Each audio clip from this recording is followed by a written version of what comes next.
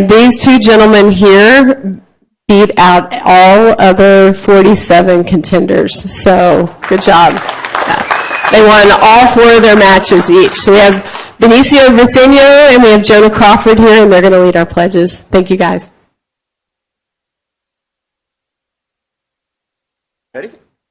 Pledge allegiance to the flag of the United States of America and to the republic for which it stands, one nation, under God, indivisible, with liberty and justice for all.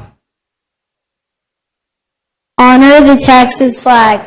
I pledge allegiance to the Texas, one state under God, one and indivisible.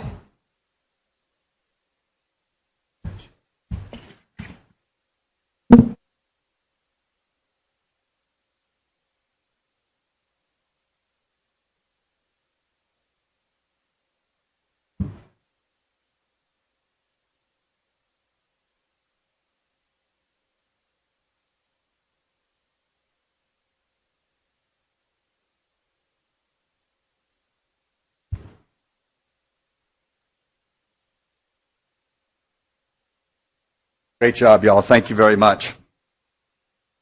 Now, are there any citizen or public comments? There are not. We will move into items of community interest. Mr. Sasser. How are you, sir? Fantastic. How are you guys? Well, good evening, everybody. We'll go quickly here. We got a few things. We're going to start off with Town Hall and Municipal Court being closed for the Christmas holiday on December 24th and the 25th, and also closed on January 1st, 2026 for the New Year holiday. Our planning and zoning meeting, originally scheduled for January 6th, has been canceled, but we do have an EDC meeting on the 12th, which is a Monday at 5 o'clock. And then, of course, our next town council meeting is going to be on Tuesday, January 20th, 2026, the first of the year. So that will be again at 4 o'clock. Some other quick news of notes. We're talking election already. We're the filing period for the 2026 general election for the office of mayor, council member place 2 and 4. That will kick off. The first date to file will be on Wednesday, January 14th of the 2026. And the last date to file is Friday, February 13th. So we'll have plenty of information there. I know Diana is going to be monitoring that closely. So we'll have all that information on our social media pages and our website as well, and of course in our Westlake Wire. Perfect. We want to do a little quick recap of our tree lighting event that we had back just a few days ago. Huge turnout. Wanted to thank everybody in the community for coming out to that. I know a lot of you guys were there as well, so thank you so much. We estimated, I believe Mr. Alexander, who was helping us at the front table, estimated about 2,100 people. Wow. Our previous high was last year, which was about 1,000, so we more than doubled that. We gave away all of our free stuff pretty quick, so we'll have to budget that, Casey, for more next year. She'll be excited to hear about that. But it was just a great event. It was a fantastic collaboration with Westlake Academy. We had about 27 volunteers from the Academy, the students. And the feedback that we got from each station, each town staff who was working with these kids was nothing but glowing. They did a phenomenal job. In fact, we have some cards that we all signed here as thank you that we'll hand off to the folks there. But they did a great job, and we'll think of our sponsors. We had tremendous sponsor response this year. We had more vendors than we've ever had, and it was just a great community event that we were really excited about it. We'll already start planning on 2026 here in the next few weeks. 3,000. What's that? 3,000. 3,000. There you go. Tell all your friends. We do have a toy drive coming up here, actually happening right now, put on by our folks at the Westlake Fire and EMS department. They're collecting new toys and non-perishable food to help local families this Christmas. Drop-offs are welcome anytime at the fire station located on 2000 Dove Road. During normal business hours at Town Hall as well. And that's going to run through December 23rd. That's the cutoff date. Such items include canned food items, cooking basics like oil, flour, pasta sauce, spices, and whole grains like rice, beans, oats, those kinds of things. It was really kind of kicked off this past weekend where they had a big celebration and a big toy drive at the fire station. About 75 people showed up and gave 125 toys, which was awesome.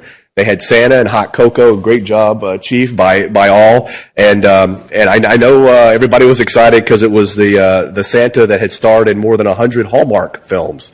So we're big time here in real Westlake. Santa. This is a big deal. I mean, the Santa was here, so yeah, it was legit. There you go. So again, that will last through December 23rd, and finally, we did want to remind everybody about the trash collection over the course of the next few weeks, holidays, and into 2026. Starting January 8th, as you recall, our new pickup date is going to be on Thursday. So that starts January 8th. That's going to be on Thursday. It's going to move from a Friday. Bulk pickup will be on the 2nd and 4th, 2 Thursdays starting in January as well. As far as Christmas pickup, that's going to move to Saturday, December 27th, and then New Year's will be on Friday, January 2nd. But again, the new pickup date on Thursday will start January 8th, and I know that sounds like a lot of information, but it's all over our website, right on the front cover, multiple places, as well as our social media. So if you have any questions, feel free to check it out. And those are your items of community interest. John, a couple of things. The Christmas tree lighting was unbelievable, and I know Wade, your staff, everybody, you guys volunteer, but John, I know you were driving this because I got here early and I saw you holding court with all the volunteers, and so you did a fabulous job on that and getting all the vendors and stuff. And there's a reason why it was the biggest investment. Thank you so much for all the stuff you're doing, but it was just fabulous. Well, I appreciate that, but I mean, it goes without saying. I know, this is, but, I mean, even the guys at Public Works, I mean, stepping up and coming to me unsolicited, saying, "Hey, what about this? What about that?" And I'm like, "Yes, guys, please. That's great." So the fact that everybody was chipping in and being a part of this just speaks volumes about this staff. Sure. Well, and that's what we're trying, right? The sense of community, all the things we're doing that we talk about, but this is the biggest one we have. The other thing, Kelly, I think I mentioned this to you. I'm going to go back kind of pre-COVID. Pre-COVID, Chief Ard, you guys would take the fire truck with Santa Claus and go over to PYP and drop them off and have them give high fives and hand out candy. I think that stopped during COVID. I would love to do that again. Quinn showed me pictures when our kids were little, waiting for Santa Claus to come in the fire truck. It was just unbelievable. If we can work that in next year, I think that was a great tradition. Did they really? I didn't know that, but I know when all PYP was outside, it was a fabulous event. So anyway, great job on the Christmas tree lighting and everything. Thank you. Thank you. What you're doing. We'll now move to the consent agenda. Does anybody have anything on the consent agenda to discuss? Can I get a motion to approve the consent agenda? So moved. Can I get a second? Second. All in favor? Aye. Any opposed? Motion carries. We will get to regular agenda items. Agenda item F.1, discuss, consider, and act on Resolution 25-54 regarding the zone-related application prepared and submitted by BRW Architects for the Westlake Academy Arts and Sciences Building expansion in accordance with the established provision under the GU Government Use District. Cole, how are you? Doing well, thank Welcome. you. Appreciate it. Good afternoon, Mayor, Council. This request is for approval of a zoning-related application prepared and submitted by BRW Architects for the Westlake Academy Arts and Sciences building expansion. This is in accordance with the established provisions of the GU Governmental Use District. Some considerations. The current zoning designation for Westlake Academy is GU Governmental Use District. This district applies to lands where national, state, or local governmental activities are conducted and where governments or their duly created instrumentalities hold title to such lands. The provisions of the Unified Development Code require that Town Council essentially approve development within the GU district, and the building expansion is considered development, so that is why it's before you tonight. On the screen is the site plan that's been submitted. Please keep in mind that this site plan is not for approval tonight, but more as just a document for reference that's consistent with the request. On the screen is now a rendering of the proposed development. Same as the site plan, this is not up for approval. This is just a document that was submitted for reference. So what before you tonight is more of a conceptual yes or no. We would like this development to take place on GU zone land. The Department of Planning and Development recommends approval of this request.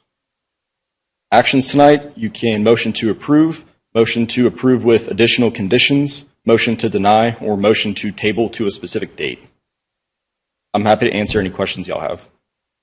Any questions from I do have council? one question. No, Is there Michael? any reason that we can't provide an approval for the campus as a whole to give this approval for all the work that is going to be done on the campus rather than doing it piecemeal? I'm not understanding why we need to.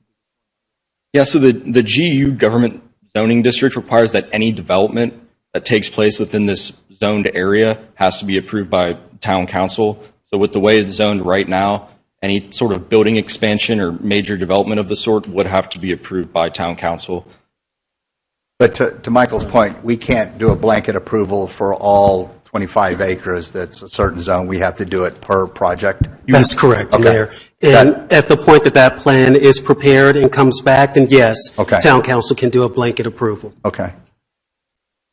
Michael's just trying to get efficient over there. Any other questions? Can I get a motion to approve Resolution 25-54 as presented?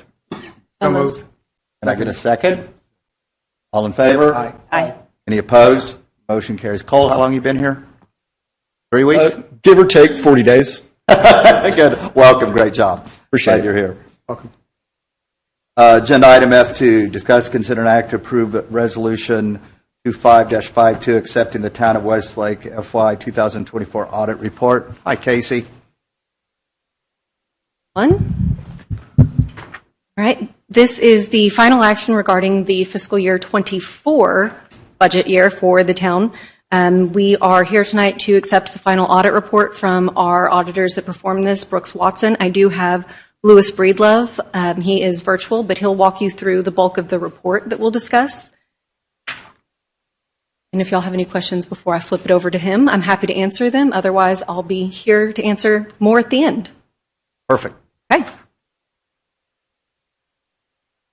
Good evening, Council. My name is Louis Breedlove, Senior Audit Manager at Brooks Watson. And okay, you have the presentation up there. Okay, great. So I'll be utilizing the PowerPoint presentation to go over the results of the audit. So first and foremost, I do want to highlight just knowing that this is a year behind schedule, which I know you all are fully aware of. So we did encounter some delays as it relates to component units, and have been able to resolve those things, and happy to be able to get this report issued for you all so y'all can move forward. I know we've already been in communication with the new auditors that are taking over, and intend for that process to be very smooth. But do want to make sure I hit on the highlights and cover what we're doing throughout the audit process for the 2024 audit. So if you would go to the next slide for me. First, I do like to go over the audit process and just give you a general overview of what we're doing during the audit. So the audit is performed in accordance with generally accepted auditing standards. And so throughout the audit, it's broken down into various phases. The first phase being the assessment phase. So we look at anywhere money is coming in or going out, we're looking at what kind of controls are in place. So we do have a number of questionnaires that are completed by the town staff. We also have obtained all processes that are documented within the policies and procedures within the town, and evaluate those as well. And then do sit-down walkthroughs and sample testings through each of those areas to make sure that what we see happening in practice is consistent with those policies, procedures, and questionnaires. From that, if we identified any issues or areas of concern, we would communicate those to management at that time. Then what we do is called a risk-based approach. So every line item within the financial statements has a different type of risk associated with it, and those can vary year to year. So we evaluate them annually, and that then drives what type of procedures we perform, what level of detail we perform those procedures to ensure that we're comfortable with the material accuracy of your financials when all is said and done. There's also the compliance phase of the audit. So we look at anything that you all as a council may approve. If there's a compliance component, we review and read all of your council meeting minutes and look to see if there's a compliance component that we need to look at and consider. Of course, grants, Public Fund Investment Act, if there were any items that should have been bid out, we also look to see and make sure that the town is following that as well. Then there's the actual fieldwork phase. So that's where we're tying out the numbers for the year. We're performing cutoff procedures at year end, confirming with third party, such as your banks and other third party sources as much as possible. And then as we're tying out those balance sheet items, we're also testing the material accuracy of your revenues and your expenditures.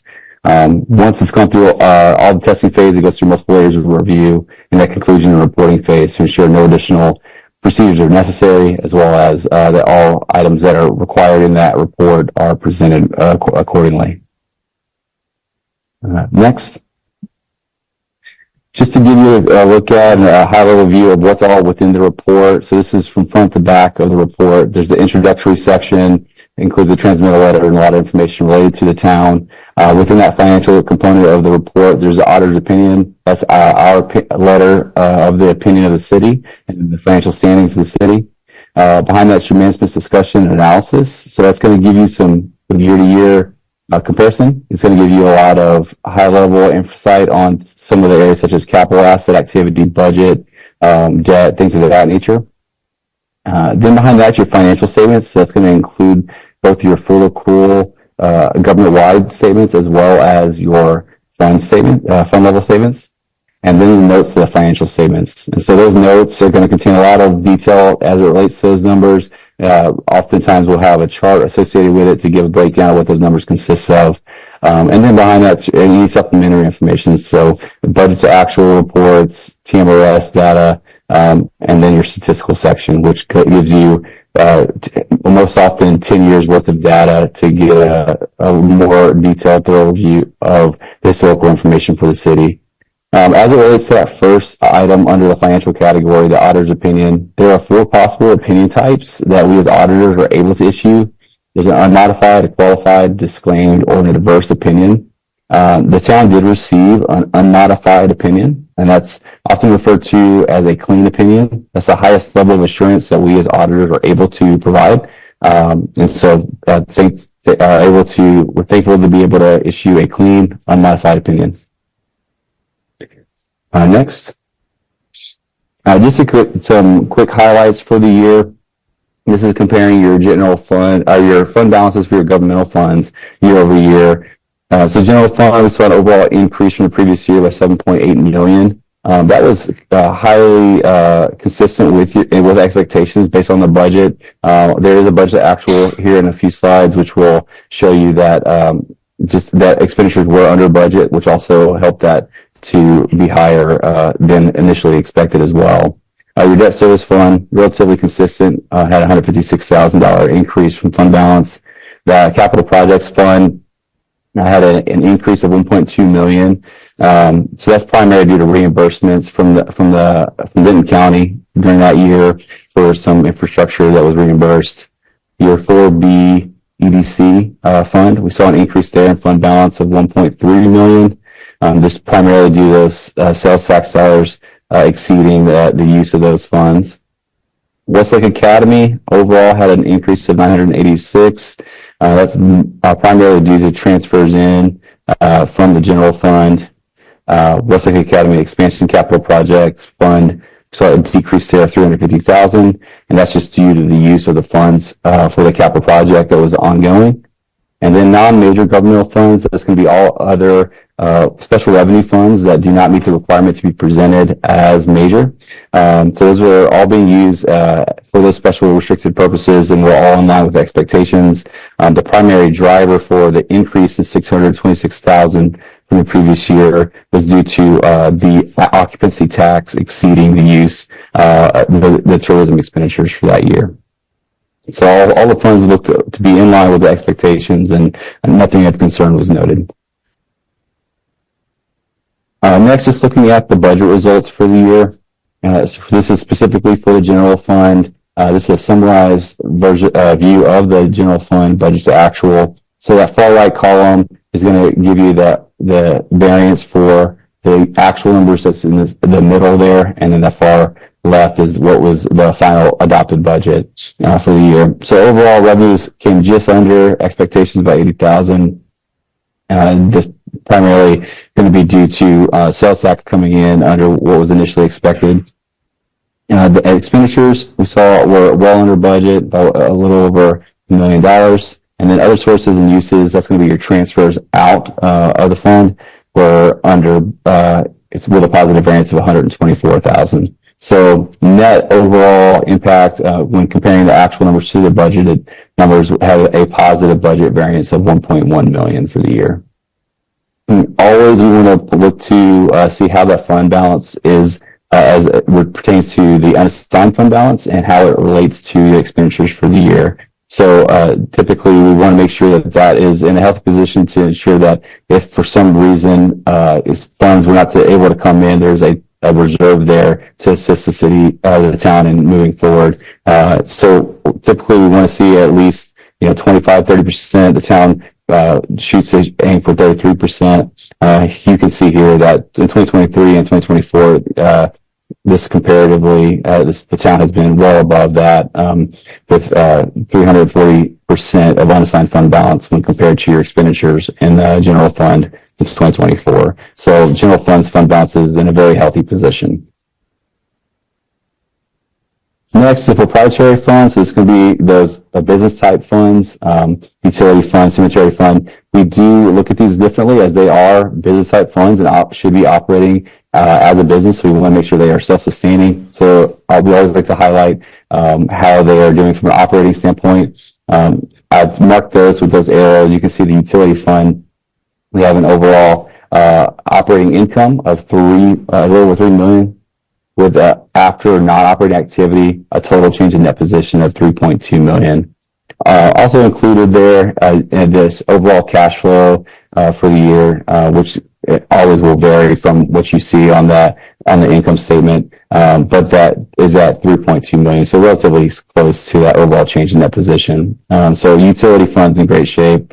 Cemetery fund, similarly, much lower dollars, but also just as healthy. Operating income, 24,000 for the year. After any non-operating activity, had an overall increase in that position of 46,000, with positive cash flow of 48,000. So both funds are self-sustaining, healthy position as of 2024.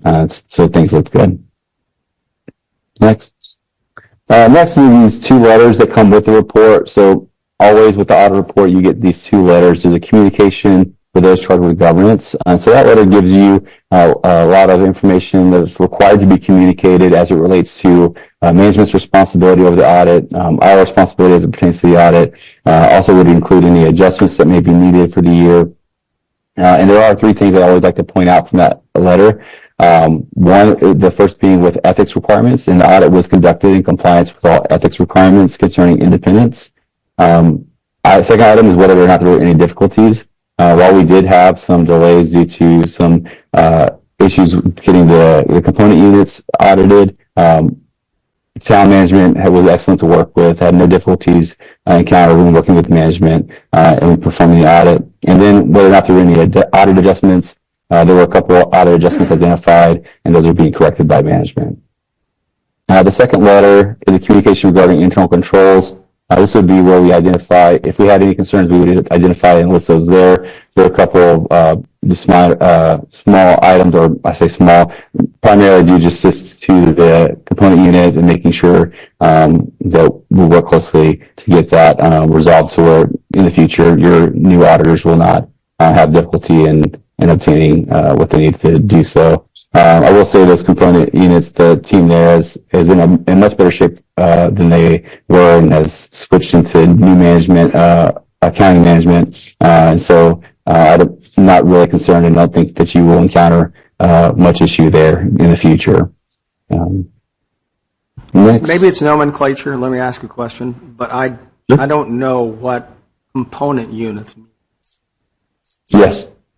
So component units, so there are requirements. We evaluate any entity that may do business with a town. We evaluate to see if they meet the requirements to be treated as a component that needs to be presented as part of the financial audit report. So there are some components that are treated as blended component units. So such as the Academy, Westlake Academy is a component unit, but it is designed in such a way where it's really part of the town, and so it's blended within the financials of the town. And then there's discretely presented component units, which are they're required to due to legal structure or what have you, but they're not a core part of the town's financials. So they are within the report, and so you'll see them as a carved out portion within the statement of net position and the statement of activities. There are set apart columns for those, as well as a separate set of statements in the back of the report that gives you the breakdown of those. So those are required to be presented as part of the town's report, but they have no impact to the financial statements that are the town specifically. In a corporate setting, that would be something like an unconsolidated subsidiary. Sorry. In a corporate setting, that would be something like an unconsolidated subsidiary? Yes, sir. Yes, yes, sir. Is this like Texas Student Housing? What are we talking about? This is specifically Texas Student Housing. Yeah, I'm sorry. For the town's audit, they are the only discretely presented component unit, meaning that they are just kind of hanging out there on the end, whereas, as Louis just mentioned, the academy is considered a blended component unit. Right. For our financial statements, they effectively present as an operating department or fund within the town's financials. And if you think back to the academy's audit, we also have the foundation listed as a discretely presented component unit, where it's not actually impacting their budget or their dollars, but we do have to include. Casey, one thing I'd like to do in the coming year is to get this board up to speed with Texas Student Housing, make sure we understand that and the moving parts and how it's tied into the town. We'll make a note. Thank you.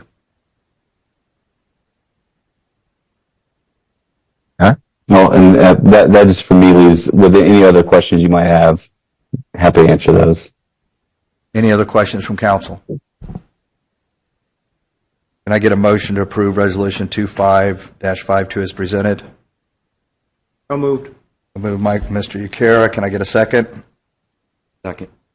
Second by Kevin Smith. All in favor? Aye. Any opposed? Motion carries. Thank you very much, Casey. Thank y'all so much. And before you go, can I ask a leading question? Let's hear it. We were supposed to have this audit done by March. Yes. Going to have the next audit done by March? Yes, sir. Yes. That is already underway. You are welcome. Good question. Okay, thank you. Agenda item, Casey, thank you. Agenda item F3, discuss, consider, and act regarding Resolution 25-53, creating an ad hoc committee composed of 2 council members and a number of citizens to be determined by council to assist the town of Westlake in studying the feasibility of a public-private partnership with Hillwood for the receipt and distribution of reused water in Westlake. Mr. Carroll. Good evening, Mayor and council members. This is exactly as the mayor stated, a request of staff to create an ad hoc committee. An ad hoc committee is slightly different than a subcommittee of council in that we can have citizens from the regular citizens, not volunteers, through our council members to be a part of this committee. We do that because we have a wealth of knowledge here in Westlake with some backgrounds that we think would be very useful. So when we're thinking about who to nominate for an ad hoc committee in the citizenry, we would think about people that are skilled in engineering or have a background in engineering, in utility work, or in large acquisitions. Because as I look in the direction of a gentleman who has some utility work. Utility background, like you just got volunteered. That's right. That's right. But we really have this great opportunity to partner with Hillwood on reuse water. It's a way that we could conserve water currently and then possibly save us a lot of money in the future as water rates continue to climb throughout the state. If most of those things that you read today about water, fresh water especially, is that with the amount of people moving into the North Texas area, there's just not going to be enough fresh water for us to fill our pipes, right? To make sure that every time you go to your sink and turn it on, that we have that accessible drinking water for us. So a great way for us to do that is to take things that don't need potable water, like irrigation or cooling towers in data centers or in large campuses. They could be switched over to non-potable water or reuse water, which is treated water that comes from our wastewater system plants. And then we would be able to use that in those very specific areas and save our fresh water for what we need potable water for. There's a downside to this, right? And and that's why I would like some input from council and from our citizens that have some expertise in this background. It's a public-private partnership with Hillwood, right? So we're going to have to do some negotiating on that aspect. But then also, a lot of this is a completely separate system, because as you can imagine, you can't mix your potable and non-potable water. So you're going to have new pipes, new holding tanks, new pump stations, all those kind of things in order to move this water throughout town to the different areas that we need to move it. So there's an ROI that's going to have to be figured here that may be well into the future, quite honestly. But there is a payback, probably pretty substantial. There is a payback that's substantial, yes, sir. But then we also have to look at, you can't charge as much for non-potable water as you can charge for potable water, right? So there will be a decrease in revenues associated with that. So we just need to look at what it's going to cost to maintain our current system and ensure that we can replace the system parts and the system pumps and pipes and things like that in the future, and still be on the conservative side for water. I truly believe that, 10, 20 years from now, the council that's in place, the city manager that's in place at that time will be very thankful that we're doing these types of things, even if the ROI may be into the future.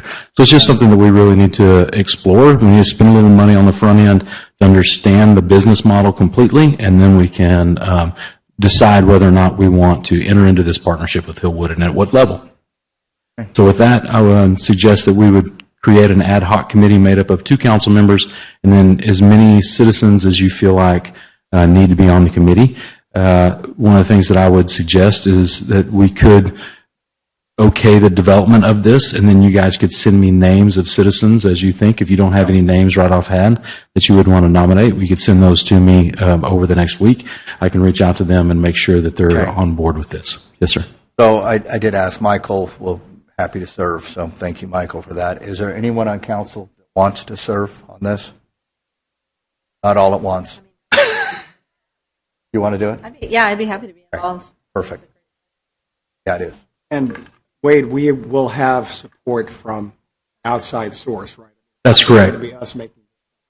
Yes, sir. So you guys have given me the ability to spend up to a certain amount of money. I'm talking to an engineering firm and to NewGen, who helped us out with our rate study earlier in the year. So we would be able to use an engineering firm to help us decide, before we go into a lot of engineering, I'm not going to spend a lot of money, but give us an idea of what we would need to do system-wise. And then we would take that number to NewGen and say, all right, what rates could we possibly charge for reuse water? Better understand the maintenance in that system through the engineering work and through Kyle with Public Works, and then we can make a decision on the direction that we want to go. And we got a couple names that residents that might be a good fit here that have a relationship with Hillwood, have great background in the things you're looking for. So we'll do that offline. Okay, so for council members, we're going to go ahead. Just one more question. Sir. I think we should say what the time frame for expected turnaround. Oh, that's good. Yes, sir. I would say 60 days. We're looking at getting a turnaround by the end of February. Now, that's beginning to end? Yes, sir. 60 days is okay. Yes, sir. That's our time frame. That's outstanding. Great question. I'm going to move to form the ad hoc committee. Do what? Yeah. Do I have a motion to approve Resolution 25-53 to create the Water Reuse Ad Hoc Committee? And nominating Michael Yakara and Tammy Reeves. That's correct. So moved. Can I get a second? Second. Okay. All in favor? Aye. Excellent. Any opposed? Motion carries. Okay. The suspense. Thank you all.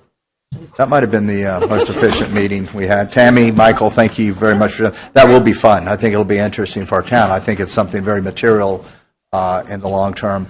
The time is 4:35. We cannot start the academy meeting until 5 o'clock, so we're going to take recess until 5 o'clock. I don't want to run upstairs and have to run downstairs. If that's okay with y'all, take recess and we'll start at 5 o'clock sharp. I do know we probably have a lot of kids showing up that are a couple state champions we won, so we'll adjourn the meeting and rejoin at 5 o'clock.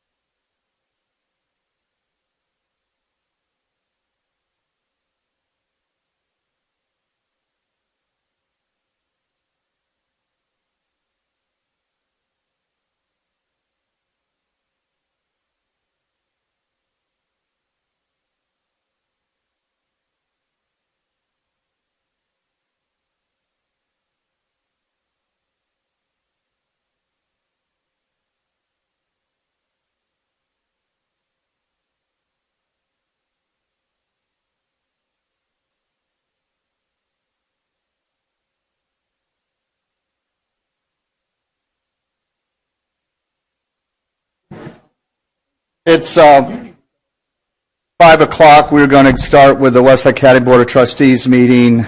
We have a quorum present. Board members, while you may only see a few parents speaking this evening, please understand that we represent many parents and faculty members who will share concerns about the direction of Westlake Academy. Many others are unable to speak due to scheduling conflicts